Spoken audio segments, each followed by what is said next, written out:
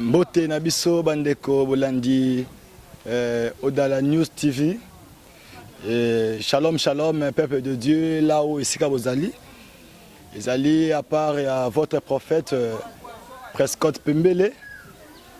Naleki kopé sabino message moko ko zoté biso surtout na moment où il y a passé au peuple de Dieu tozo les cas dans le monde. J'espère tout le monde toyebi na minute lo oni zo bouger mokili lokola malade o bazo benga coronavirus. Oyo Nzambe a pesinga ma part dans ces pays attend to kabolango ensemble. Tout courir derrière le temps. Sautant dans le livre de la Genèse 41, au bas 39 jusqu'à 41, la Bible dit il y avait un moment quand dans Israël et quand dans Égypte, dans le monde, Nzaleyaki, dans le monde entier, mais Pharaon a une révélation. A une révélation et c'est que Nzalekoya. À quoi qu'on interprète ni ba magicien ni ba occultiste wazala qui na pembeni ouais qu'on interprète mais la Bible dit Joseph ayaki qu'on interpréter vision wana et le mot ya malamu na tiré wana so dans le livre de Genèse 41 39 jusqu'à 41 encore et zanine lorsque Joseph a interprété vision devant Pharaon.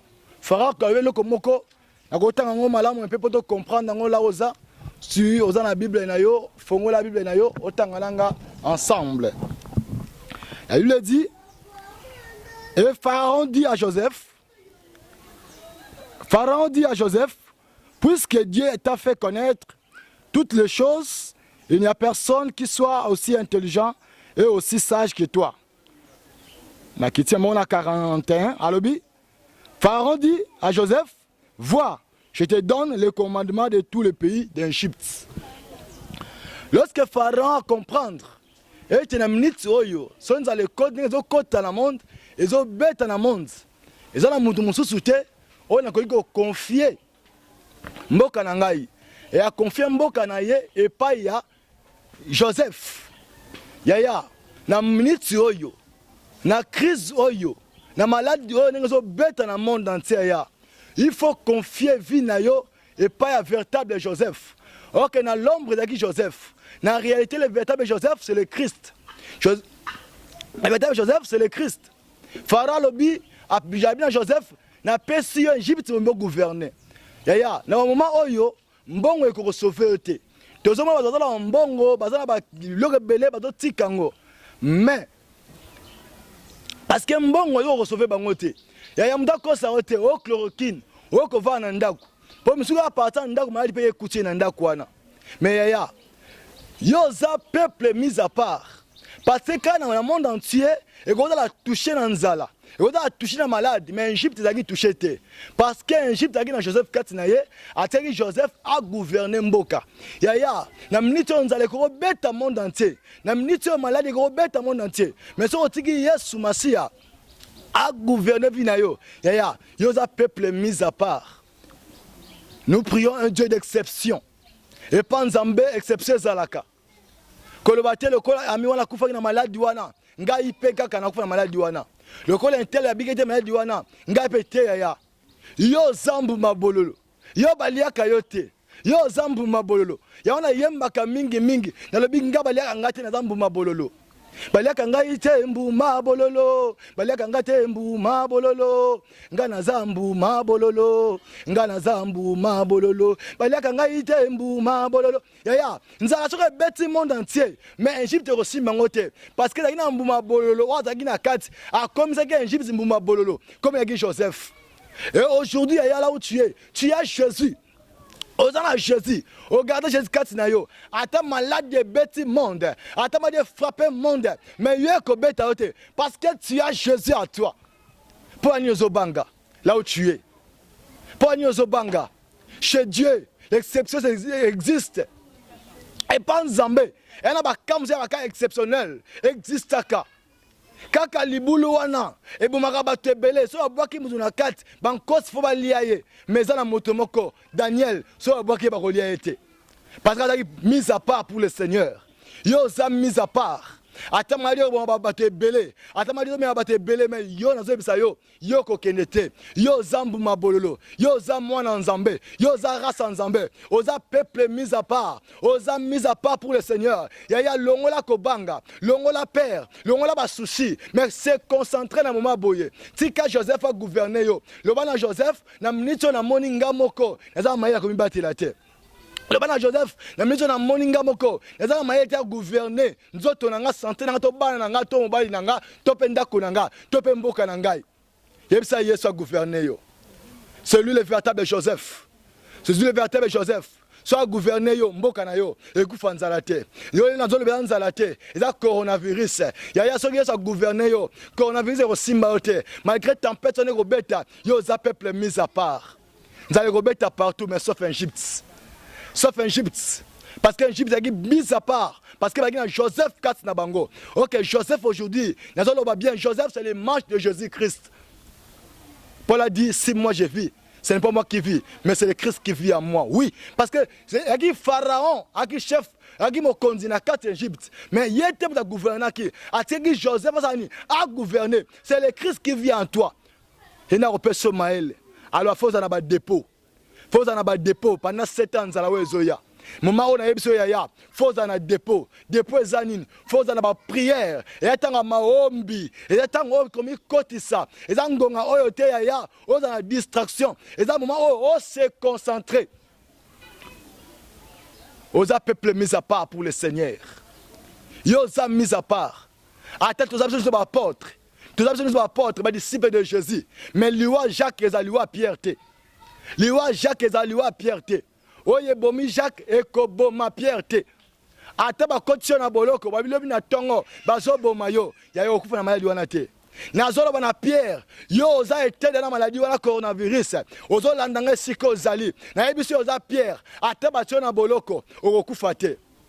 Na yemo ayemba ata moto epeli ngai na banga banga te prete Yesu wazali ya ata maladi c'est une autre siko zali ko banga banga te. Il y a un Dieu qui s'appelle Jésus. Il y a un Dieu qui s'appelle Jésus. Ce qu'on se confie na ye, on n'a jamais confondu. Longo la père. Longo la père, ne crains pas. Ko banga banga te. Se confie-toi à Jésus-Christ. Jésus t'aime. C'est Jésus qui peut te protéger. Kaka Yesu, ndako batela yo la ozali. Kaka Yesu, ndako bomba yo la ozali. Donc on la kobanga. Donc on la perd. Ata balobi ya mboka na ba kufe belé. Tikala yebisa yo. So tanga livre nombre 31. Au verset 48 à 49 au Gomona. La Bible dit lorsque Moïse après kobunana ba mandian babuna mandian, elle me dit ba commanda ba yeko yebisa Moïse to compter nombre. Il y a des soldats na biso après guerre ata mutu moko ta kufi. Nazo yebisa ya après épidémie oyo, après ba tempête ozo beta. Oko compter bana na yo, okufela mwana te. Oko compter bandeko na yo, okufela libota, okufela moko te. Oko compter même nombre ya famille na yo, oko perdre te. Yo zo landanga loba merci gozali. Oko perdre te. Parce que tu es l'enfant de Dieu. Yo zambu mabololo. Yemba lokola ngai. Baliaka ngai tembu mabololo. Baliaka ngai tembu mabololo. Baliaka ngai tembu mabololo. Baliaka ngai tembu mabololo. Oh ngana zambu mabololo. Ngana zambu mabololo. Ngana zambu mabololo. Yo za Daniel. Oza bololo. Ataba nkosi bazunzala. Ataba lelinza ndenge ni bakolia yote. Ya quel que soit. Dans balade uta wape. Dans le monde de la science, et où dans le monde de nini, à tes autres bateaux, yo za peuple mis à part. Maladie d'avance, et qui pona yote. Yo zo landangai. Nazo yebisa yo maladi oyo, et ye pona yote. Yo zo landangai. La maladie oyo ko simba yote. Yo za race de Dieu, oza mis à part. Après guerre oyo, après maladie oyo, après confinement oyo, ya tu vas compter ta famille. Oko perdre te. Yo ko perdre te. Yo ko bungisa te. Tu es la race de Dieu. Yoza race en Zambé. Yoza race en Zambé. Yoza moine en Zambé. Ata mana se décider. Yoko kufate. Tu es enfant de Dieu. Eya. Oza moine en Zambé. l'on la perd. L'on la perd. Malgré ma tempête oezobeta, malgré maladie oyo, malgré épidémie oyo, malgré biloko zo salama, yo za rasa nzambe. Yo za mwana nzambe. Pourquoi zo banga? Neko zote yo, yo zo la nange siko zali. Ne crains pas. Ne crains pas. Ko banga te, c'est confie-toi à l'Éternel. C'est confie-toi à l'Éternel. Yo za mbuma bololo. Moment oyo eza moment. Yaya, yo pharaon zo la ndangai. Yo mutambongo zo la ndangai. Mbongo eko protéger ote. Ni chloroquine ne protéger ote. C'est Jésus qui peut te protéger. C'est pour cela pharaon a yebisi Joseph. Alors bite na mon Égypte mobimba oyo, muto alege na mayela zate. Muto alege na sagesse zate. Yo no za pas de protéger Égypte. Le bana Jésus, le bas Seigneur na minute yo. Na monité na za mayela protéger ba na ngai. Pour ata dollar eko protéger ngai te. Ata bero eko protéger ngai te. Na sengi na yo, le véritable Joseph, gouverner ndaku na ngai, gouverner ba na ngai, gouverner santé na ngai. C'est que Pharaon a Joseph a protégé ye. Na maladi wezo beta. Yo za rasa ensemble. Oza mis à part. Ata mote peli.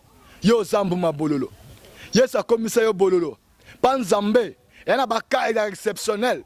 Et c'est un yo moko. Ata voisin na mupande au simba ye. Mais au simba ote. C'est kana yebso ya. Kaka mort. Ouais, kanga ki ba dans na cimetière. Mais na tango Lazare azobima. Lazare ba tika na cimetière mais Lazare arobima. Parce que Lazare azaki ami de Jésus. Lazare azaki peuple mis à part pour le Seigneur. Yo père aux âmes mis à part pour le Seigneur. Chikana yebiso ya. Quelque chose ba tempête zo ekobeta. Ate ko kanga batu, ma de kangi batu kundi yo.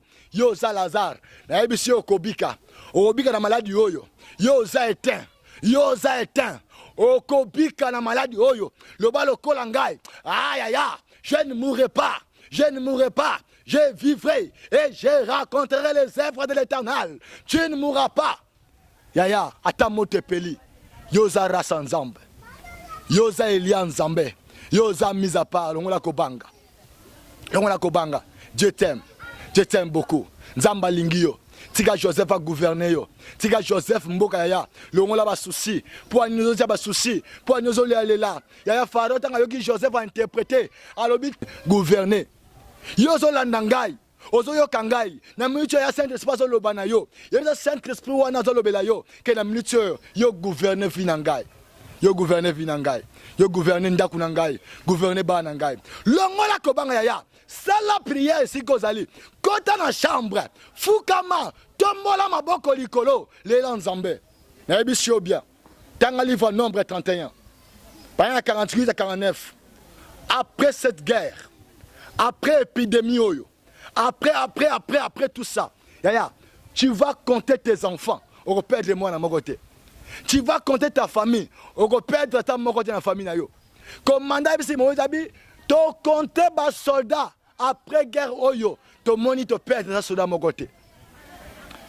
Parce que le peuple de Dieu, la mise à part, la race de Dieu, yo zelian zambé, yo zam mise à part pour le Seigneur, yo zam mise à part pour le Seigneur. L'on la perd, yo zam bololo.